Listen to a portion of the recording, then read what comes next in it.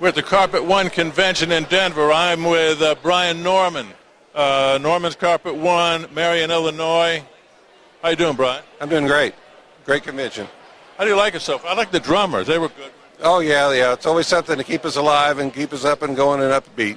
Yeah, one year they had people doing exercises during the break. I guess they only did that one time. Yeah, they did that to try to get our blood pumping a little bit. Tell me about your operation. I'm second generation. My father started the business. I started installing behind him at about 5 years old, picking scraps up. At 14, I had my own crew.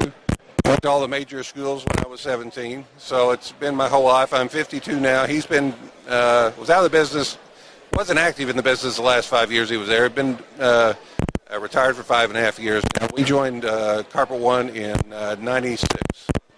So you knew from being a child that you were going to be doing what you're doing right now?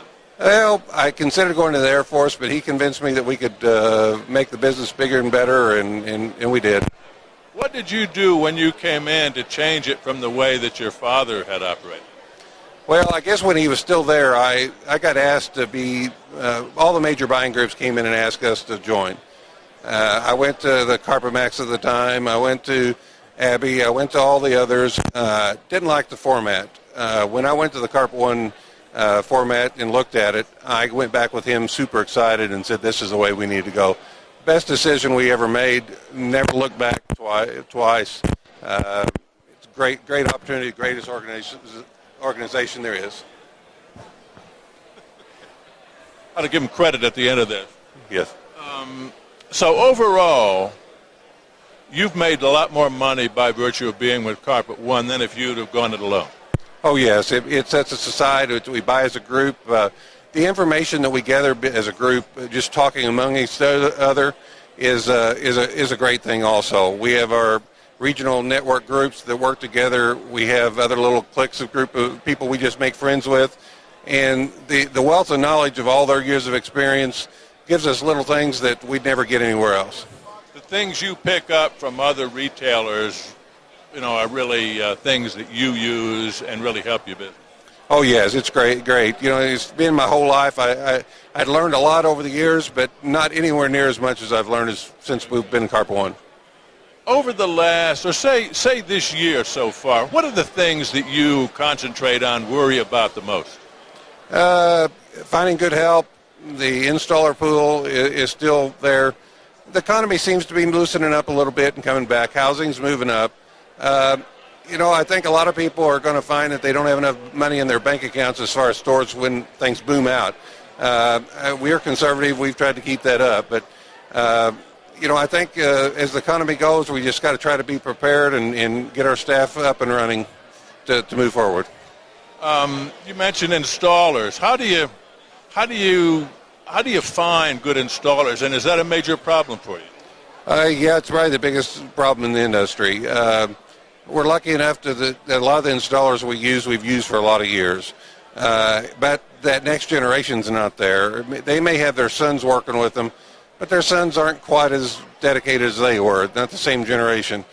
I don't know what's going to happen in the next 5-10 years. I don't see it getting any better unless we really start something, the mills start recommending, certifications or something. Something's got to be done as an ex-installer. We've got to get the trade back to where people are proud of it.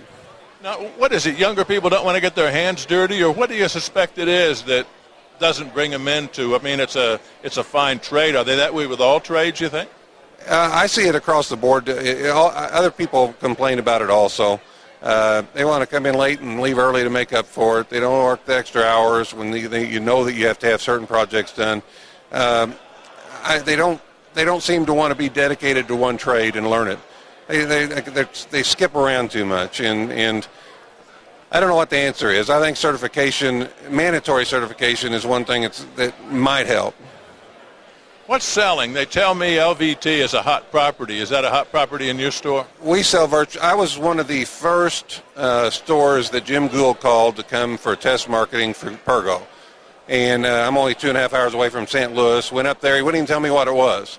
Took it on, saw some benefit. I'm a Pergo endorsed installer. We now sell no Pergo laminate. We sell tons of the Invincible LVT. a little bit of some of the other brands, the Armstrong Alterna, and we do some of the others, but our Invincible product, we're selling pallets. We're selling whole houses of LVT now. We actually have had people ask us when they're putting it through most of their house how much it would cost to go through their bedrooms. And to be quite honest, it hasn't been much more money when they're buying a medium-grade carpet. So putting a good product in there and all the way through, people love it, easier to clean, less allergy problems. We're doing that on lots of houses. So we're selling pallets and pallets. Now, do they come in the store, say, show me your LVT, or do they find it that's discovered in your store? Well, they come in looking at laminate or some, maybe not even knowing what they want.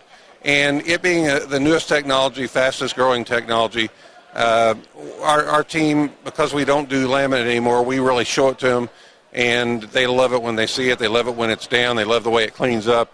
And it's actually stealing a little bit from other categories, wood and ceramic some too, just because of that. The numbers that they showed in here earlier. What's on your drawing board to do on in the future? You got some things that you're looking at doing? Oh, well, we're really trying to set some things up to where we get quality people in as far as salespeople. We're concentrating on training. We do blinds also, so we're trying to get them certified with Hunter Douglas. We found that's made a big difference on the amount of blinds they sell when they're certified. Diversification is where it really lies, and so the more little things we can do while we're in the home really makes the bottom line larger. Very good. It looks like we're getting ready to get back in. I'll let you go. Brian, thanks very much. Enjoyed talking with you. Enjoy you too. Yeah. We've been talking with Brian Norman, Norman's Carpet One out of Norman, Oklahoma. Marion, Illinois. Out of Marion, Illinois. I just moved you there, about 800 miles. This is Talk Floor TV.